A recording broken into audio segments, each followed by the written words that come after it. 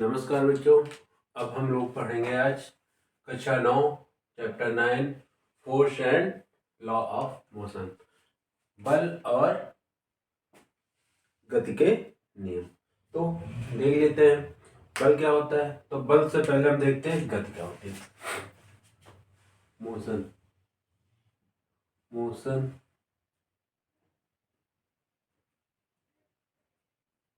Motion क्या होता है? मोशन होता है किसी वस्तु का स्थिति के समय के साथ सापेक्ष अपनी स्थिति में परिवर्तन करना। वस्तु का समय के सापेक्ष अपनी स्थिति में परिवर्तन करना। तो मोशन क्या है? मोशन है किसी वस्तु का समय के सापेक्ष अपनी स्थिति में परिवर्तन करना, स्थिति बदलना। ठीक, हाँ। तो गति क्या है? किसी वस्तु का समय के सापेक्ष अपनी स्थिति परिवर्तन करना क्या कहलाता है? गति कहलाता है। तो बल क्या है? तो बल देखो क्या है? बल है कि किसी वस्तु पर लगाया गया बल, वस्तु पर लगाया गया बल वस्तु की स्थिति में क्या कर देता है? ये स्थिति में परिवर्तन है, स्थिति बदलना है। लगाया गया बल वस्तु की स्थिति को बदल देता है। किसी वस्तु पर लगाया गया बल वस्तु की स्थिति को बदल देता है या बदलने का प्रयास करता है। ठीक, जैसे हम देख लें, ये हमारा बोर्ड है।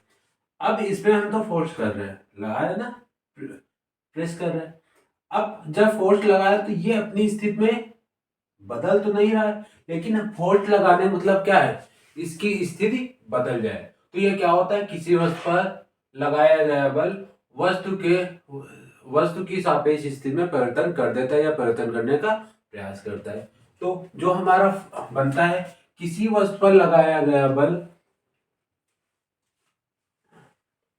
तो ये जो परिभाषा बनता है, किसी वस्तु पर लगाया गया बल वस्तु के लगाया गया वस्तु की स्थिति में परिवर्तन कर देता है या करने का प्रयास करता है, का प्रयास करता है। तो बल क्या है? किसी वस्तु पर लगाया गया बल वस्तु की स्थिति में परिवर्तन कर देता है या परिवर्तन करने का प्रयास करता है। तो हम देखेंगे कि बल के प्रकार। ऐसे तो बल हमारे बहुत से प्रकार होते हैं, लेकिन हम यहाँ पे देखेंगे बल के प्रकार किस हिसाब से निकालेंगे। जब किसी वस्तु पर दो या दो से अधिक बल जब किसी वस्तु पर दो या दो से अधिक बल एक साथ कार्यरत हो, या कह लें कि किसी वस्तु पर दो से अधिक बल अगर कार्य करेंगे तो बल कितने प्रकार के हो जाएंगे। तो पहला है संतुलित। संतुलित है जिसको बोलते हैं बैलेंस। तो बैलेंस होता है, जैसे हम ये तराजू ले लें, समझ लेना। अगर ये एक तराजू है, तो इस तराजू में अगर हम ये मार्का सेम वेट के होंगे, सेम वेट, तो ये क्या होगा? इक्वल होगा, बैलेंसिंग होगा। तो ये क्या है? समान बल है या संतुलित बल है। तो इसका कहने का मतलब है, जब किसी वस्तु पर बल लगाया जाए, किसी वस्तु पर बल लगाया जाए तो उसका जो रिजल्ट निकले, रिजल्ट जिसको बोलते हैं परिणाम, क्या हो? शून्य हो, शून्य यानी जीरो।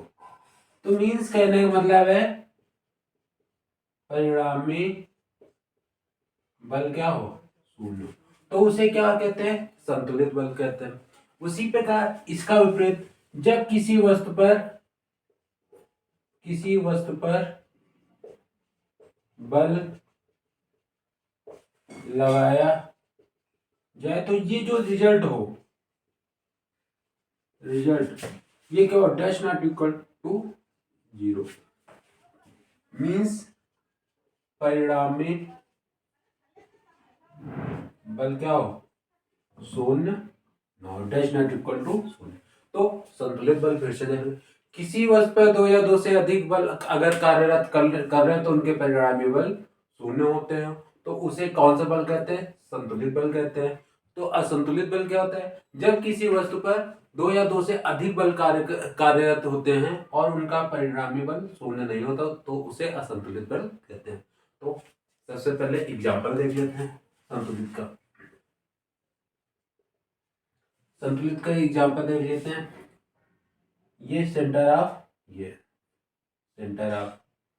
है O, ठीक। मान लेते हैं ये एक रस्सी है, इसको बोलते हैं रस्सा कसी, जिसको हम लोग गांव में बोलते हैं रस्सी को खींचने वाला, ठीक। तो मान लेते हैं दो बच्चे इधर खड़े हैं, ठीक, और इधर भी दो बच्चे खड़े हैं। तो अब ये बताओ, ये भी लगा रहा है F बल, तो ये और ये भी लगा रहा है F बल। तो ये बताओ, ये क्या एक दूसरे को अपनी तरफ खींच पाएंगे, नहीं खींच पाएंगे। तो यहाँ पर परिणामी बल क्या हो जाएगा, शून्य हो जाएगा, कोई रिजल्ट ही नहीं निकलेगा, ये मैच ड्रॉ हो जाएगा। जैसे देखोगे क्रिकेट में होता है ना कि अगर 20 बॉल उन्होंने 180 रन बनाए तो दूसरी टीम ने 20 ओवर में भी बना दिए 180, तो ये क्या होता है, इसका रिजल्ट कुछ नहीं होता, शून्य होता ना। तो उसी प्रकार जब रस्साकसी का खेल होता है, यदि दोनों टीमें ना जीते ना हारे तो, और मीन्स कहने का मतलब है कि एक दूसरे को अपनी ओर न खींच सके, न खींच में, तो उसका रिजल्ट क्या निकल आएगा, शून्य निकल आएगा, परिणामी बल शून्य हो जाएगा। ये क्या होगा, संतुलित बल। अब अगर हम कहते हैं ये सेंटर है, एक भाई साहब यहाँ पे ज्यादा हेल्थी है और दूसरे वाले इनसे ज्यादा हैं, और यहाँ वाले जो हैं ये कमजोर हैं थोड़ा सा, और ये वाले थोड़ा सा हेल्दी है। अब ये बताओ, ये जीतेगा ए या दो टीम जीतेगी। तो जायज है कि जहां ये ज्यादा हेल्दी है, ज्यादा पावरफुल है, तो कौन जीतेंगे, ये जीतेंगे। तो अतः यहाँ परिणामी बल क्या होगा, शून्य नहीं होगा, ये इन लोगों को इस सेंटर से इधर की ओर खींच लेंगे, मतलब कहने मतलब इधर की ओर फोर्स ज्यादा लग रहा है। ये क्या होता है, असंतुलित बल, ठीक। तो संतुलित बल और असंतुलित बल हो गया, बल एवं गति हो गई, ठीक। तो अब हम लोग देखेंगे कि बल को सर्वप्रथम किसने डिफाइन किया, गति के रूप में। बल को सर्वप्रथम किसने डिफाइन किया, गति के रूप में। और बल के बारे में जिसने भी डिफाइन किया है, उन्होंने ये बल को कहां पर से लिया था या किसके बारे कहां से उठाया था, तो देख लेते हैं। तो बल के बारे में सर्वप्रथम बताया था न्यूटन ने, ठीक। बल के बारे में सर्वप्रथम बताया था न्यूटन ने। तो न्यूटन ने गति के 3 नियम बताए। न्यूटन के गति के नियम, 1 नियम, 2 नियम, 3 नियम, ठीक। तो इन्होंने पहला जो नियम बताया वो बताया कि किसी वस्तु पर अगर बल लगाया जाए तब वो वस्तु अपने स्थिति को बदल देगी, नहीं तो वो अपने स्थिति में वैसे ही बनी रहेगी। तो सिंपल भाषा में इन्होंने ये बताया कि किसी वस्तु पर यदि कोई, बताया पहले, यदि कोई वस्तु विरामावस्था में है तो वह विरामावस्था में रहेगी, ठीक। क्या कहा, यदि कोई वस्तु रुकी है तो वो रुकी रहेगी। और क्या कहा, यदि एक समान वेग या चाल से चल रही है तो चलती रहेगी। क्यों चलती रहेगी, इन्होंने कहा कि यदि कोई वस्तु विरामावस्था में है तो विरामावस्था में रहेगी, यदि एक समान चाल से चल रही है तो चलती रहेगी, जब तक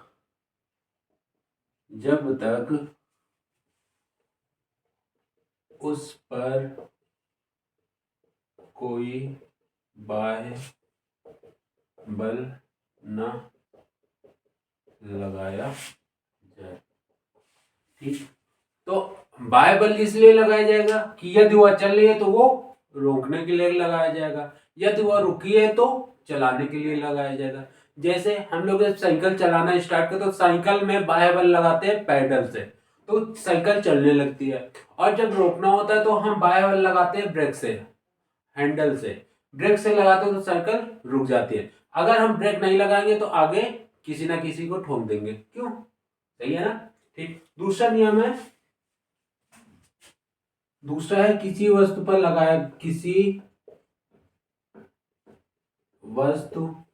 पर लगाया गया बल वस्तु के द्रव्यमान तथा वस्तु पर लगाए गए दिशा में उत्पन्न त्वरण के गुणनफल के क्या होता है, के बराबर होता है। तो दूसरा नियम न्यूटन ने कहा कि यदि किसी वस्तु पर बल लगाया जाए तो वस्तु का जो द्रव्यमान होगा, द्रव्यमान का मात्रक होता है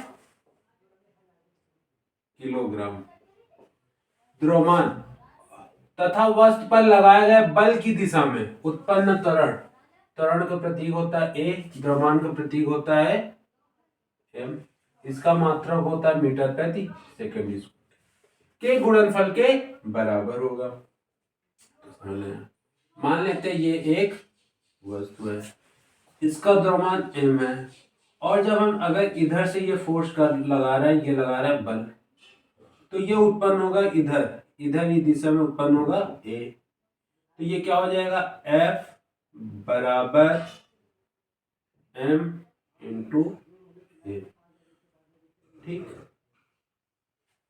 तो किसी वस्तु पर लगाया गया बल वस्तु के द्रव्यमान तथा वस्तु पर लगाए गए बल की दिशा में उत्पन्न त्वरण के गुणनफल के बराबर होता है। अगला नियम है जिसको हम लोग बोलते हैं action and reaction, action and reaction,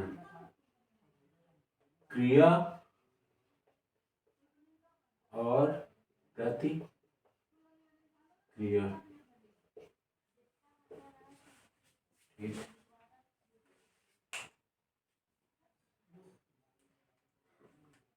सुनना, एक्शन, जब हम किसी वस्तु पे फोर्स लगाते हैं, किसी वस्तु पे जैसे हम करते हैं इस हाथ से इस हाथ पर फोर्स लगाएंगे, तो ये जितना बल लगाएगा, ये अगर दाईं तरफ लगाएगा तो ये बाईं तरफ उतना ही बल विपरीत दिशा में लगाएगा। तो किसी वस्तु पर लगाया गया बल उस वस्तु पर विपरीत दिशा से उतना ही बल लगाया जाता है। तो क्या है, प्रत्येक क्रिया की उसके बराबर, प्रत्येक क्रिया की उसके बराबर परंतु विपरीत दिशा में क्या होती है, प्रतिक्रिया। ठीक, हाँ, तो एक्शन एंड रिएक्शन यानी क्रिया और प्रतिक्रिया क्या है, प्रत्येक क्रिया की उसके बराबर परंतु विपरीत दिशा में प्रतिक्रिया होती है, इसे क्रिया और प्रतिक्रिया का नियम बोलते हैं। तो इसका मतलब कहते हैं अगर एक बल F1 लग रहा है दाईं तरफ तो ये लगेगा F1 ही उतना ही लगेगा विपरीत दिशा में, ठीक। या F1 क्या F2 ही कर लो इसको, ठीक। तो मतलब अगर हम मान लेते हैं ये वाल है और इस पे अगर कोई इंसान ये बल लगा रहा है तो ये जितना बल लगाएगा 1F, तो यही इतना ही बल F2 लगेगा, ठीक। तो इनका यूज हमारे दैनिक जीवन में इनका यूज कहाँ होता है इस बारे में हम अगली क्लास में देखेंगे।